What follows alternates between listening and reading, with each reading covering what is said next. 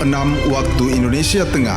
Inilah Radio Republik Indonesia Bau-Bau dengan Warta Kepton, berita seputar Kepulauan Buton.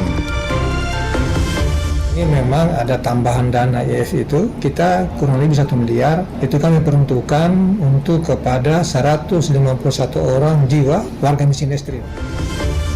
Kalau fasilitas dengan peralatan saya kira sudah memadai. Secara keseluruhan ini peralatan hampir tuntas. Selamat pagi dari Jalan Limbowolio, Kelurahan Tanganapada, Kecamatan Murhum, Kota Bau-Bau. Inilah Radio Republik Indonesia dalam penyampaian Warta Kepton. Kami sampaikan terlebih dahulu pokok-pokok berita utama. Dinas Sosial Kota Bau-Bau menuntaskan penyaluran bantuan usaha kepada 151 warga miskin ekstrim. Tingkatkan daya saing produk lokal, pemerintah Kota Bau-Bau sukses bangun sentra IKM. Inilah Warta Kepton selengkapnya, Selasa 7 Januari 2024 bersama saya Laode Muhammad Syahribul.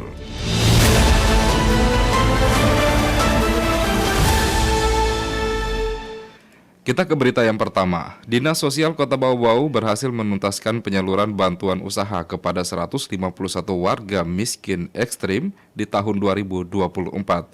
Mengenai hal tersebut, kita ikuti laporan reporter Afriansyah. Ini memang ada tambahan dana IF itu, kita kurang lebih 1 miliar, itu kami peruntukkan untuk kepada 151 orang jiwa warga miskin ekstrim. Dinas Sosial Dinsos Kota Bau-Bau berhasil menuntaskan penyaluran bantuan usaha kepada warga miskin ekstrim di tahun 2024. Bantuan ini disalurkan melalui dana insentif fiskal DIF sebesar 1 miliar rupiah. Kepala Dinsos Bau-Bau Hanarudin mengungkapkan bantuan tersebut diberikan kepada 151 warga miskin ekstrim yang tersebar di seluruh kelurahan sekota Bau-Bau dari total 271 jiwa yang teridentifikasi sebagai warga miskin ekstrim.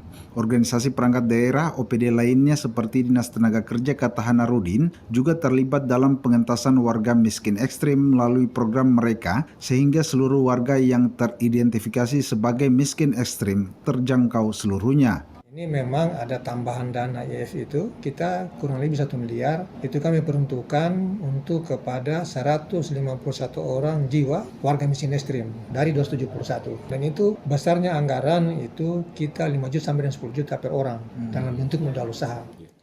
Hanarudin mengatakan proses penyaluran bantuan dilakukan melalui verifikasi di lapangan di mana Dinsos berusaha mengetahui jenis usaha yang diinginkan oleh warga. Antara lain warga menginginkan untuk usaha gorengan, traktor untuk bertani, hingga usaha perbengkelan dan pertukangan. Penyerahan bantuan ini dilakukan langsung ke rumah-rumah penerima sesuai dengan arahan dari PJ Wali Kota Bau-Bau. Hanarudin mengingatkan kepada penerima bahwa yang diberikan ini bukan hanya sebagai bantuan sosial, tetapi sebagai perangsang untuk memulai usaha.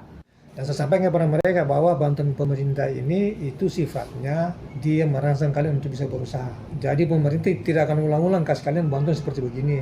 Jadi harus mandiri. Dan barang yang diberikan ini tidak boleh hilang. Mau rusak atau Anda mau pindah, barang tetap harus ada di tempat. Ia mengatakan untuk menentukan status miskin ekstrim beberapa indikator digunakan termasuk kondisi rumah yang dilihat dari atap, lantai, dinding, serta keberadaan jamban dan listrik. Tidak kalah penting pendapatan per hari warga yang hanya mencapai Rp11.000 atau setara dengan Rp330.000 per bulan juga menjadi salah satu penentu. Hanarudin berharap dengan adanya bantuan modal usaha ini, warga miskin ekstrim di Bau-Bau dapat mengatasi kesulitan ekonomi mereka dan berusaha keluar dari jerat kemiskinan. Selain bantuan usaha kata Hanarudin, Dinsos Bau-Bau juga melaksanakan program lainnya selama tahun 2024, termasuk layanan untuk anak terlantar, disabilitas terlantar, lansia terlantar, serta penanganan gelandangan dan pengemis, serta korban bencana alam. Pihaknya berhasil mencapai target kinerja dengan anggaran yang tersedia untuk 5 standar layanan minimal tersebut.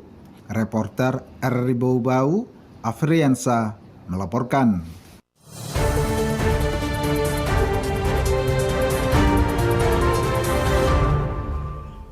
Tingkatkan daya saing produk lokal, pemerintah Kota Bau-Bau sukses bangun sentra IKM berlokasi di Kelurahan Palabusa. Mengenal tersebut, kita ikuti laporan reporter RRI Bau-Bau, Woode Nurliani. Kota Bau Bau kini memiliki sentra industri kecil menengah atau IKM yang berlokasi di Kelurahan Palabusa, Kecamatan Lealea.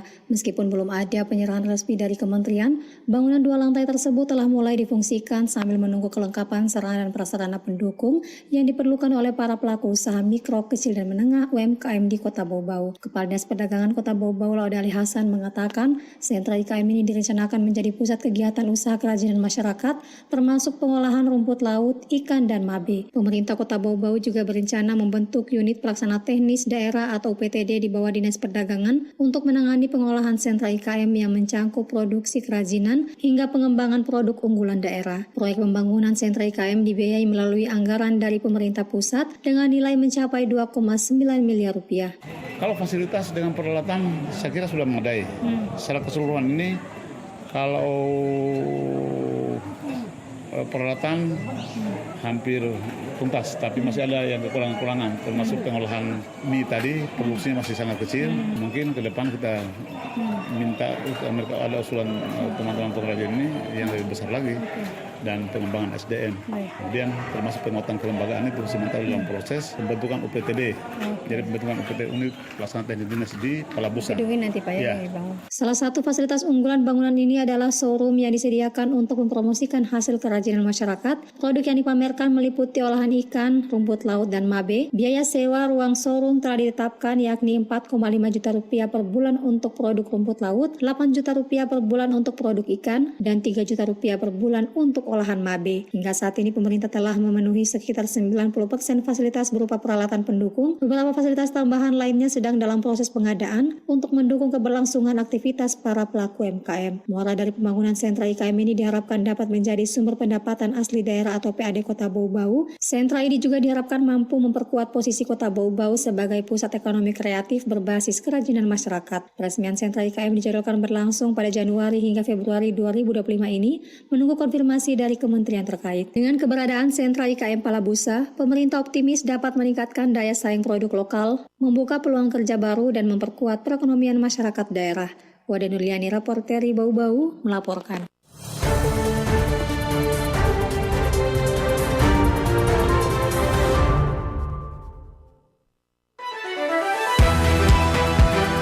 Anda sedang mendengarkan Warta Kepton, berita seputar Kepulauan Buton.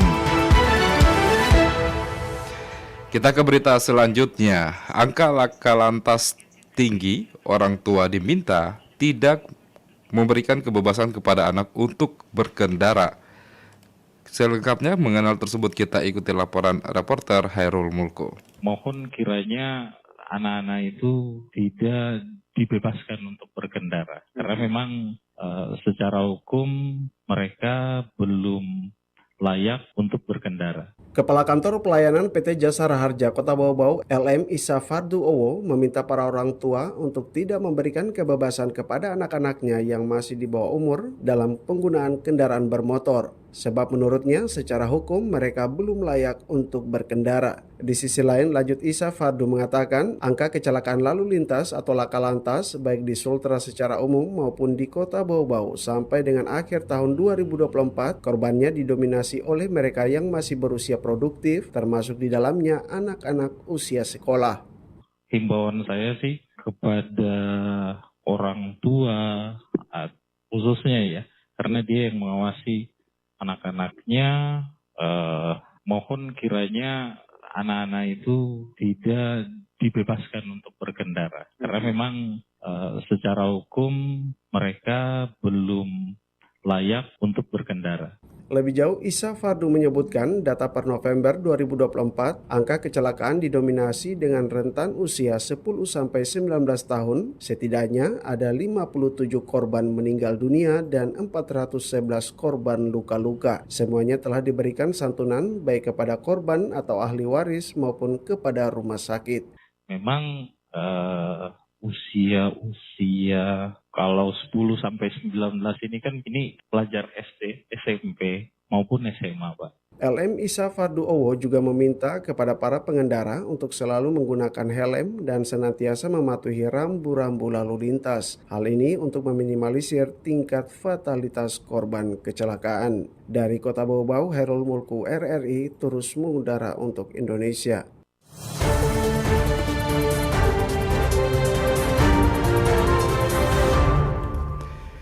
Dan kita ke berita yang terakhir.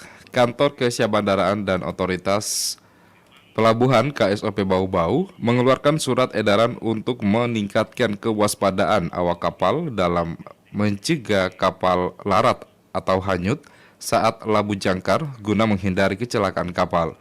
Surat edaran ini ditujukan kepada kapal berbendera Indonesia dan kapal asing yang beroperasi di perairan Indonesia, khususnya di wilayah kerja KSOP Bau-Bau. Kebijakan ini dikeluarkan sebagai tindak lanjut dari surat edaran Direktorat Jenderal Perhubungan Laut nomor SE DJPL 55 tahun 2024 yang mengharuskan peningkatan kewaspadaan awak kapal dalam menghadapi situasi darurat atau cuaca buruk. Kepala KSOP Bau-Bau Taher Laitupa melalui surat edaran menghimbau pertama, agar seluruh awak kapal meningkatkan pengawasan terhadap kapal-kapal yang berlabuh, terutama di area labuh, alur pelayaran, dan titik-titik berlindung dari cuaca buruk. Selain itu, setiap kapal diharapkan mengaktifkan sistem identifikasi otomatis atau AIS agar kapal lain dapat memantau pergerakan kapal yang sedang berlayar atau berlabuh. Kedua, awak kapal harus senantiasa dalam kondisi siap siaga sesuai dengan pengaturan jadwal jaga untuk memonitor pergerakan kapal. Ketiga, mesin kapal juga harus siap digunakan dalam kondisi prima baik saat beroperasi secara normal maupun dalam kondisi darurat. Lebih lanjut yang keempat, Taher menekankan pentingnya keberadaan perwira jaga kapal di anjungan untuk memantau pergerakan kapal maupun kapal lain baik secara visual maupun menggunakan instrumen kenavigasian. Perwira jaga juga diharapkan siap memberikan perintah kepada anak buah kapal dalam hal olah gerak dengan segera apabila diperlukan. Kelima, perwira jaga diwajibkan untuk melakukan pemantauan kondisi cuaca secara berkala melalui informasi yang dikeluarkan oleh Badan Meteorologi, Klimatologi, dan Geofisika (BMKG). Terlebih dalam kondisi cuaca buruk, tidak diperkenankan meninggalkan kapal tanpa pengawasan. KSOP Bau-Bau berharap agar seluruh awak kapal dapat menindaklanjuti imbauan ini untuk mengurangi risiko kecelakaan yang dapat terjadi akibat kapal larat atau hanyut, serta untuk memastikan kapal tetap dalam kendali yang aman, baik dalam kondisi cuaca buruk maupun situasi darurat demi keselamatan pelayaran.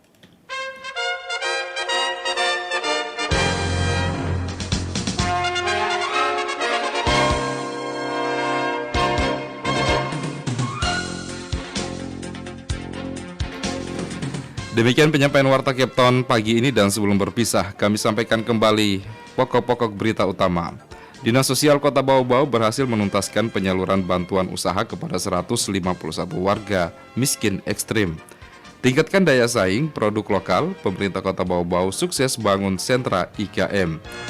Kami harap Anda tetap bersama Radio Republik Indonesia Bau-Bau untuk mengikuti program-program kami selanjutnya di Kepton pagi ini. Saya Laude Muhammad Syahribul mengucapkan terima kasih. RRI terus mengudara untuk Indonesia. Dan sampai jumpa.